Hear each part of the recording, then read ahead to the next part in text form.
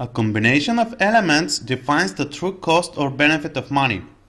The cost is incurred when you borrow and the benefit results from savings. There are four elements. The most easily understood element of all is the amount borrowed. Most people understand that the more money they borrow, the higher the repayment is going to be. This simplicity is obscured, however, by the varying payment levels for different lengths of repayment. Here is an example. At 7.5%, a $20,000 loan requires monthly payments of $483.58 over 4 years. However, you can borrow $30,000 and pay only $416.52 per month or less in monthly payments.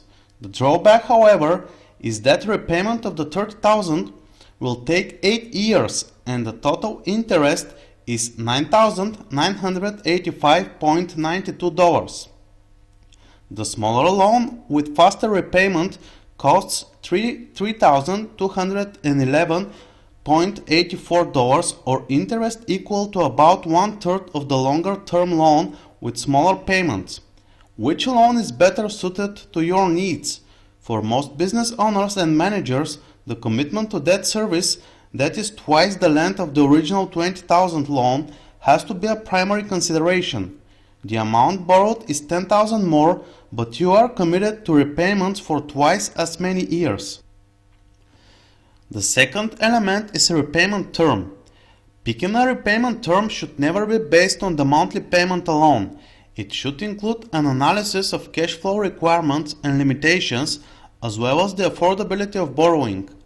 You may want to borrow money for any number of reasons, but all should be analyzed with a series of key questions. For example, can I afford the repayments? How does a loan affect my cash flow? Have I identified how the loan will increase profits? The repayment term might seem like a no-brainer. You want to get a loan repaid as quickly as you can afford, at the lowest interest cost, and with the least impact on cash flow.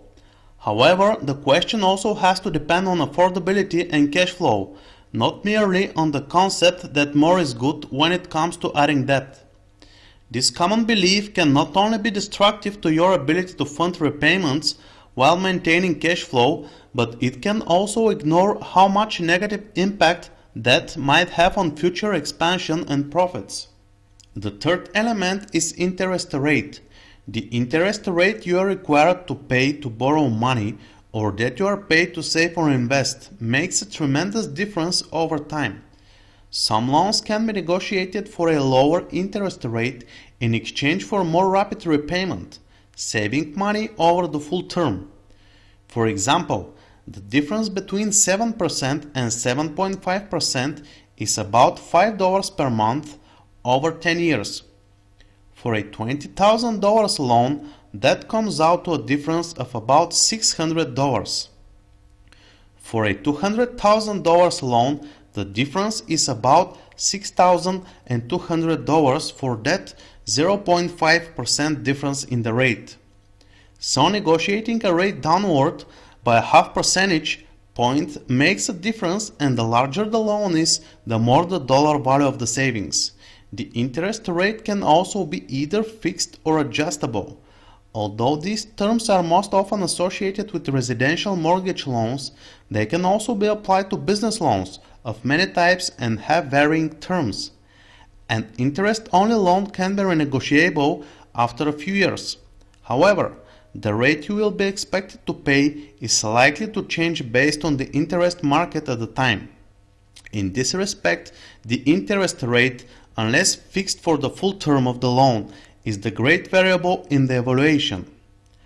We will examine the last element, compounding method, in the next lecture.